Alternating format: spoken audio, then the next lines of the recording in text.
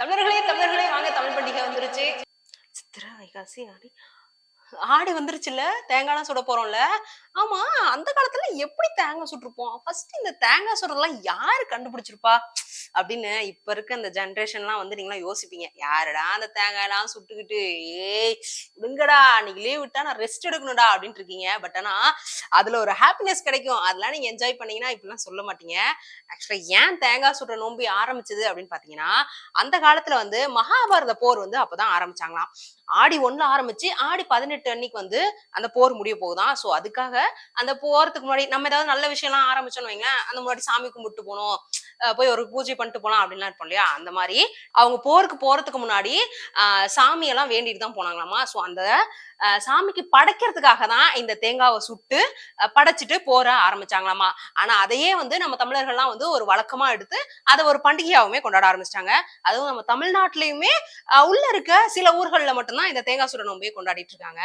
நாங்கலாம் அந்த காலத்துல என்ன பண்ணுவோம்னு பாத்தீங்கன்னா, ஸ்கூல்லாம் லீவ் விட்டுருவாங்க. காலையிலேயே எந்திரிச்சு தேங்காய் எந்தெந்த மரத்துலலாம் நல்லா இருக்கு, நல்லா திரண்டு இருக்கணும்.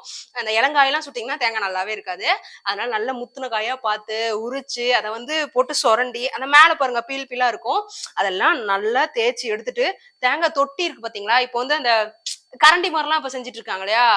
நம்ம வீட்டுக்கு யூஸ் பண்ற ஸ்பூன், அந்த கரண்டிலாம் ரெடி பண்ணிருக்காங்க. அந்த மாரி நல்லா மோல்டா தேய்ச்சுட்டு, அந்த தேங்காய்ல இருக்க தண்ணிலாம் ஒரு பாத்திரத்துல எடுத்துட்டு, அதுக்குள்ள பலதானியம்லாம் போடுவோம். பலதானியம்னா என்ன அப்படின்லாம் பாத்தீங்கன்னா, எள்ளு, சர்க்கரை, அரிசி, பருப்பு, கடல பருப்பு, நாட்டு சர்க்கரை இது எல்லாத்தையும் மிக்ஸ் பண்ணி அந்த பலதானியம்லாம் சேர்த்து அந்த தேங்காய்க்குள்ளார போட்டு, அதுவும் போட முடியாது. ரொம்ப ரிஸ்கா இருக்கும். சும்மா இவ்வளவு பெரிய ஓட்டை தான் இருக்கும் இல்லையா? சோ அந்த ஹோல்ல வந்து கோணுசிலாம் வச்சு குத்தி, அதுக்குள்ள போட்டு, அப்புறம் அந்த தேங்காய் தண்ணிய ஊத்தி ரெடி பண்ணுவோம். ஆனா அதுல வந்து அந்த மஞ்சள் கலர் குச்சி ஒண்ணு சொல்லுவாங்க பாத்திருக்கீங்களா? அழிஞ்ச குச்சின்னு சொல்லுவாங்க.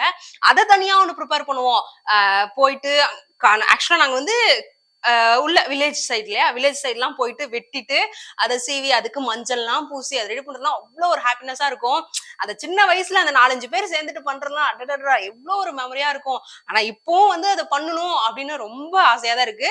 பட் ஆனா அதுக்கான டைம்லாம் இல்ல அப்படின்னாலுமே, அத பண்ணுனா இன்னும் ஒரு ஹாப்பினஸ் இருக்கும். இதுக்காகவே லீவ் போட்டு போலாம்டா அப்படின்னு தான் தோணும்.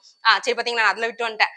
தேங்காய்க்கு மஞ்சள்லாம் பூசிட்டு தேங்காயோட அந்த குச்சி வச்சு அடிச்சு கரெக்டா வெயிட் பண்ணிட்டு இருப்போம். எப்படா ஈவினிங் ஆகும் அப்படின்ட்டு.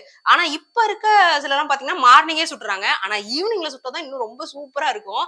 சோ அந்த ஈவினிங்ல வந்து கரெக்டா சன் செட் ஆகிட்டு இருக்கும். அந்த சமயம்ல நெருப்புலாம் பத்த வச்சுட்டு அப்படியே பக்கத்துல இருக்க வீட்டுல எல்லாரும் சேர்ந்து கிட்டத்தட்ட ஒரு 20, 30 பேர் சேர்ந்து ஒரே இடத்துல சுடுவோம். ஐயோ ஏன் தேங்காய் வந்துருச்சா, உன் தேங்காய் வந்துருச்சா, உனது பாரு உடஞ்சு போச்சு, ஐயோ நெருப்பு பிடிச்சிருச்சு அப்படின்னு சொல்லிட்டு பயங்கரமான அட்ராசிட்டியா இருக்கும்.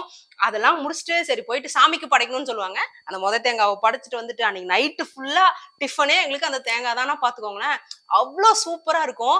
இந்த மாதிரி ஒரு பண்டிகைய நீங்கலாம் வந்து தவிர்த்துட்டு இருக்கீங்க அப்படின்னா கொஞ்சம் உட்காந்து யோசிச்சு பாருங்க.